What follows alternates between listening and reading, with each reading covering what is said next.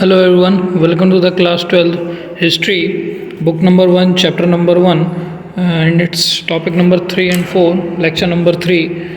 We will learn about the Mohenjo-Daro in this lecture. In the previous lecture we have learned how the discovery of Indus Valley civilization happened and a team of archaeologists discovered Harappa and Mohenjo-Daro. Since your chapter contains information about only the Mohenjo-Daro, therefore we will be learning about that only itself. तो मोहनजोदारो के structure की बात करते हैं। देखो, पहली बात तो ये कि मोहनजोदारो का मतलब क्या होता है। सिंधी भाषा में मोहनजोदारो का मतलब होता है मृतकों का टीला, मृतकों का टीला। ठीक है, फिर हम बात करते हैं मोहनजोदारो के स्ट्रक्चर की। तो देखो, मोहनजोदारो का स्ट्रक्चर अगर हम बताएं तो कैसा था न, ये अगर मान लीजिए ये ग्राउंड लेवल है तो नेचुरली उसके पास में एक थोड़ा सा ऊंचा इलाका था। उस ऊंचे इलाके के ऊपर इन लोगों ने उस समय पर सिटाडेल बिल्ड किया और निचले इलाके में उन्होंने क्या लोअर टाउन बिल्ड किया। ठीक है, तो इस तरीके से मोहनजोदारो का स्ट्रक्चर था। ठीक है, ये नेचुरल हाइट जो थी उस पर उन्होंने क्या बनाया सिटाडेल और निचले हिस्से में उन्होंने क्या बनाया लोअर टाउन। ठीक है, तो इसमें हम बात करते हैं comparison between lower town and Citadel की, कि लोअर टाउन और सिटाडेल में क्या डिफरेंस था, इसकी हम बात करते हैं। तो देखो, कोई भी जगह हो आप इसको देख लो कि अगर ऊंची जगह है, कोई किलेनुमा जगह है, ठीक है, तो उधर पर किस तरीके के लोग रहते होंगे। नीचे जो कि साधारण जगह हो वहाँ पर किस तरीके के लोग रहते होंगे। तो यहाँ रहते थे आम आदमी, यहाँ रहते थे विशेष आदमी जिनकी कोई इंपॉर्टेंस थी। इंटेलेक्चुअल्स, रूलर्स होंगे, एडमिनिस्ट्रेटिव पर्सनस होंगे, लिखने पढ़ने वाले लोग होंगे, पुजारी होंगे, पुरोहित होंगे। यहाँ रहते होंगे किसान, खेत किसान, व्यापार करने वाले साधारण व्यक्ति, आर्टिजन्स, मजदूर। ठीक है, इस तरीके के लोग यहाँ पर रहते होंगे, साधारण पब्लिक यहाँ रहती होगी। ठीक है, तो इस तरीके की बात हमने की लोअर टाउन और सिटाडेल की।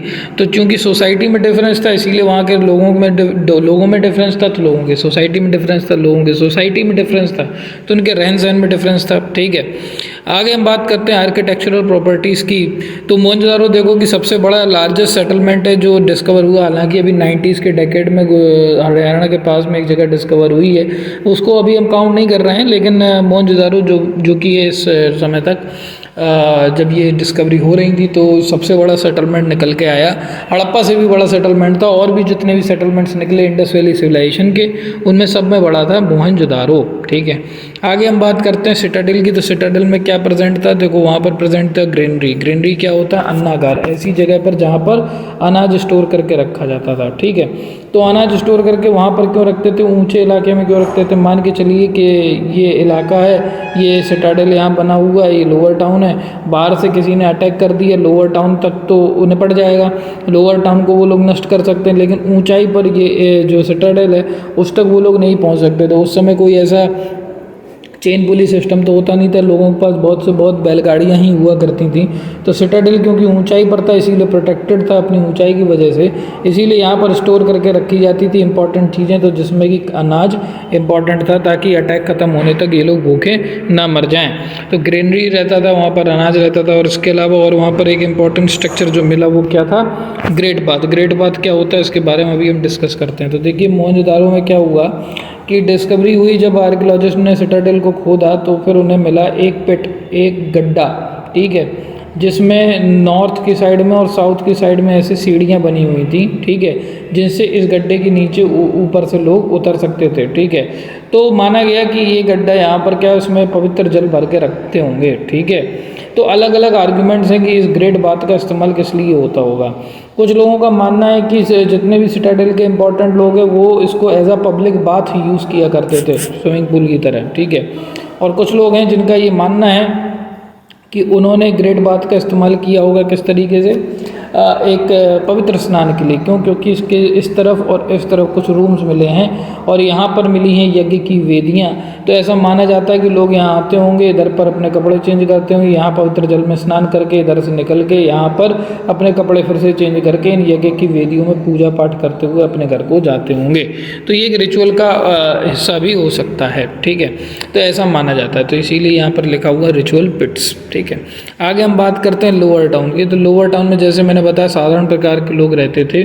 तो फिर उसकी हम डिस्कशन करते हैं कि किस तरीके से लोअर टाउन के घर हुआ करते होंगे जहाँ पर साधारण लोग रहते थे। ठीक है, तो जनरली ये सिंगल स्टोरी घर होते थे, लेकिन कुछ कुछ घर लोअर टाउन में डबल स्टोरी के भी मिले हैं। ठीक है, इसके अलावा जो इम्पोर्टेंट चीज़ ये है कि इन घरों में क्या है से जो ग्राउंड फ्लोर है, ठीक है, उस ग्राउंड फ्लोर में किसी भी तरीके की विंडो नहीं होती थी। विंडो अगर होती थी भी तो भी वो ऊपर के एरिया में होती थी। ऐसा क्यों करते थे? ताकि सड़क पर आने जाने वाले लोग इस विंडो के थ्रू घर के अंदर क्या हो रहा है ये ना देख सकें, इसीलिए प्राइवेसी कंसर्न्स की वजह से ग्राउंड फ्लोर पर विंडोज़ नहीं बनाई जाती थी। कोई भी घर हो लोअर टाउन में, उसके स्ट्रक्चर जो होता था, ये अगर मान लीजिए सड़क है और ये मान लीजिए इसका गेट है, तो इस जगह पर ये ऐसा स्ट्रक्चर होता था बरांडा, और ये होता था इसका आंगन, और घर के अंदर एक्सेस करने का ये गेट होता था। तो यानी मेन गेट जो है वो घर के अंदर के गेट के ठीक सामने नहीं होता था, जिससे रोड पर आने जाने वाले लोग अंदर घर के क्या हो रहा है ये देख ना सके। तो इस बरामदे टाइप का ये स्ट्रक्चर आज भी गाँव के घरों में लोगों को देखने को मिल जाता है। इसके अलावा जो गेट्स होते थे वो हमेशा कभी भी एक दूसरे के सामने नहीं खुलते थे। ठीक है, एक गेट दूसरे गेट के सामने नहीं खुलता था। और यूजुअली जो है मोहनजोदारो के लोअर टाउन के घर, उन घरों के अंदर क्या मिलते थे? कुएं मिलते थे, वेल्स मिलते थे। ठीक है, चलिए ये सारी बातें हो गई। इसके अलावा आगे हम बात करते हैं कि मोहनजोदारो का जो स्ट्रक्चर है वो क्या है। पूरा का पूरा मोहनजोदारो क्या मड ब्रिक प्लेटफॉर्म पर बना हुआ है। ठीक है, तो क्या हुआ कि ज़मीन को समतल करने की बजाय उन्होंने क्या किया कि ज़मीन को फ्लैट करने के लिए उसके ऊपर क्या ईंटें बिछा दी। ठीक है, एक मड ब्रिक का प्लेटफॉर्म बना दी ताकि ज़मीन क्या हो जाए? फ्लैट हो जाए। ठीक है, और फिर उसके ऊपर उन्होंने बनाया क्या? Drainage system. ठीक है, तो उन्होंने एक तो ज़मीन को फ्लैट किया, ठीक है, यहाँ पर मान लीजिए मोहनजोदारो बसाना, फिर उन्होंने क्या बनाए? ड्रेनेज सिस्टम्स बनाए। ठीक है, इस तरीके की नालियाँ बनाई। नालियाँ बनी तो इससे क्या हुआ कि ये ब्लॉक्स में डिवाइड हो गया, और हर एक ब्लॉक को उन्होंने फिर सब ब्लॉक्स में डिवाइड किया। ये मान लीजिए एक ब्लॉक है, इसको उन्होंने सब ब्लॉक में डिवाइड किया, तो इस तरीके से 4 प्लॉट्स निकले, और हर प्लॉट के सामने कोई ना कोई सड़क होती ही होती थी, और हर प्लॉट के सामने कोई ना कोई नाली होती ही होती थी। तो इस तरीके से ये पूरा एक प्लान्ड सिटी थी मोहनजोदारो। बहुत ही शानदार तरीके से उन्होंने इसको बनाया हुआ था, और घरों का स्ट्रक्चर भी इस तरीके से बनाया हुआ था। तो हमने बात की मड ब्रिक प्लेटफॉर्म के लिए, ड्रेनेज सिस्टम की, होम्स के स्ट्रक्चर की।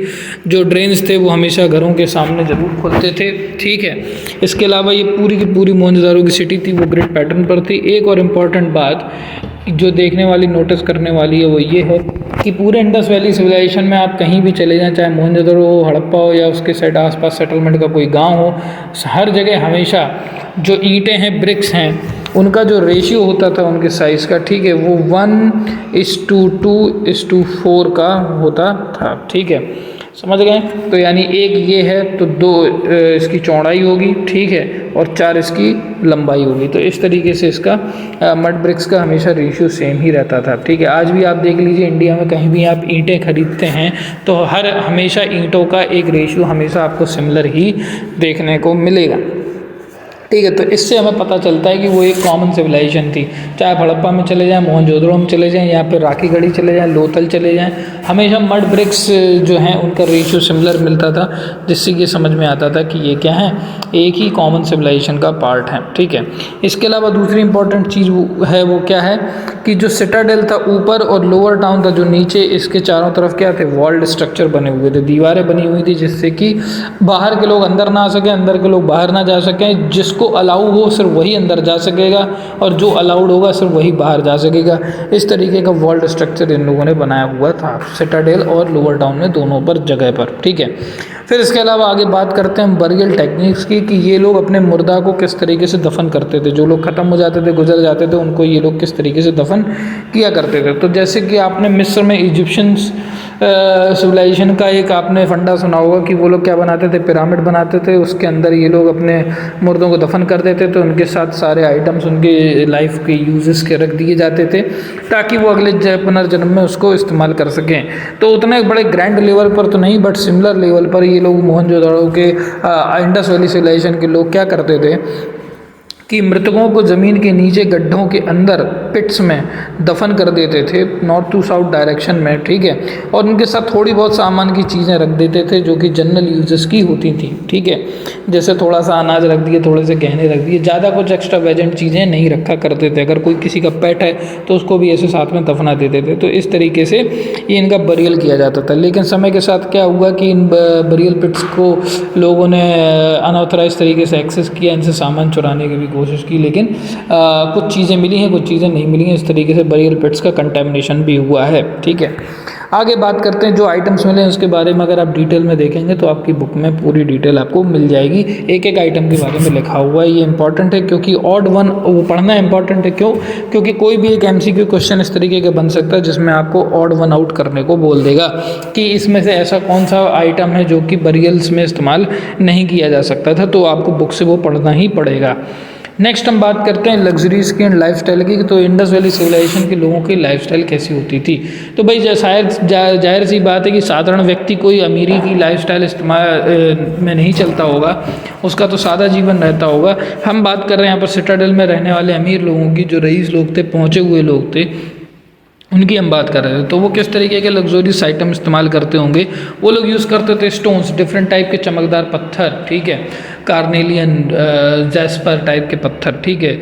वो अलग अलग टाइप की चीज़ें इस्तेमाल करते होंगे, बर्तन, सजावटी सामान, ठीक है, और क्या कहते हैं आपकी मालाएं और आर्टिजन्स और क्राफ्ट से बनी हुई चीज़ें, ठीक है। और साथ में यूज़ करते थे फायंस। फायंस क्या होता है? फायंस के बारे में बात करते हैं। फायंस एक बहुत ही चमकीले टाइप का बर्तन मर्तबान होता था जिसको कि महीन पिसी हुई बालू, रंगीन पत्थरों के चूरे और कलरफुल रंगों के साथ ग्लू और पेस्ट से मिला के बनाया जाता था। बहुत ही उस समय टाइम पीरियड पर बहुत ही क्राफ्ट का काम होता था, बहुत ही स्पेशलाइज्ड काम होता था, इसीलिए सबके पास वो नहीं मिलता था। डैट मीन्स कि उस समय बहुत ही महंगा आइटम रहा होगा और उन्हीं लोगों के पास मिला होगा जो कि अमीर रहे होंगे और जो इसको अफोर्ड कर सकते होंगे, ठीक है। नेक्स्ट हम बात करते हैं इसके यूजेस की। तो फाइनेंस का यूज़ किस में किया जाता होगा? तो भाई कोई महंगा आइटम है, महंगा कोई बर्तन है, तो उसमें कोई महंगी चीज़ स्टोर करने के लिए रखते होंगे। विच वॉज सेंट, इत्र, जो कि हम इस्तेमाल करते हैं, ठीक है। तो उस समय क्योंकि सेंट्स बहुत ही रेयर होती थी, बहुत ही इंपॉर्टेंट होती थी, सबके पास नहीं होती थी, सभी लोग उसको यूज़ नहीं कर पाते थे, एक्सक्लूसिव आइटम होता था, इसीलिए फाइनेंस को, सेंट्स को स्टोर करने के लिए रखा जाता रहा होगा, ऐसा आर्कियोलॉजिस्ट का मानना है, ठीक है। तो हमने फाइनेंस की बात की, उसके मेक यूजेस और एक्सक्लूसिविटी की बात की कि कितना एक्सक्लूसिव है। और जनरल जो आइटम होते हैं वो उनकी बात कर देते थे जो आपको लोअर टाउन में मिलेंगे। वो क्या है? आपको चकिया यानी कि अनाज पीसने वाली मिल्स, टूल्स, बैलगाड़ी के सामान, ठीक है, हुरसा, बिल्ला और इस तरीके के कहते सिल, लोढ़ा, पत्थर, ये सारे टूल्स जो जनरल सामान होते थे वो आपको लोअर टाउन के लोग यूज़ करते थे, तो वहाँ पर मिलते हैं। बकाया जो लग्जरीज आइटम थे वो ज़्यादातर लोग आपके सिटाडेल में यूज़ करते थे, इसीलिए वो वहाँ पर मिलते हैं। तो इससे हम डिफरेंशिएट कर सकते हैं कि क्या कहते हैं, अमीर व्यक्ति की लाइफस्टाइल कैसी रही होगी और एक साधारण व्यक्ति की लाइफस्टाइल कैसी रही होगी। और ये भी लोअर टाउन के लोग भले ही साधारण थे लेकिन रहते तो सिटी में थे, तो फिर जब सिटी के लोअर टाउन के लोगों की लाइफस्टाइल इस तरीके की, तो हम इमेजिन कर सकते हैं कि किस तरीके से विलेज में लोगों की लाइफस्टाइल रही होगी। इस तरीके से ये आपका टॉपिक कंप्लीट हुआ। अगर कहीं किसी को कोई डाउट हो, कोई सवाल हो, तो मुझे क्वेरी भेज सकते हैं, आपकी क्वेरी इमीडिएटली रिजॉल्व कर दी जाएगी। Thank you.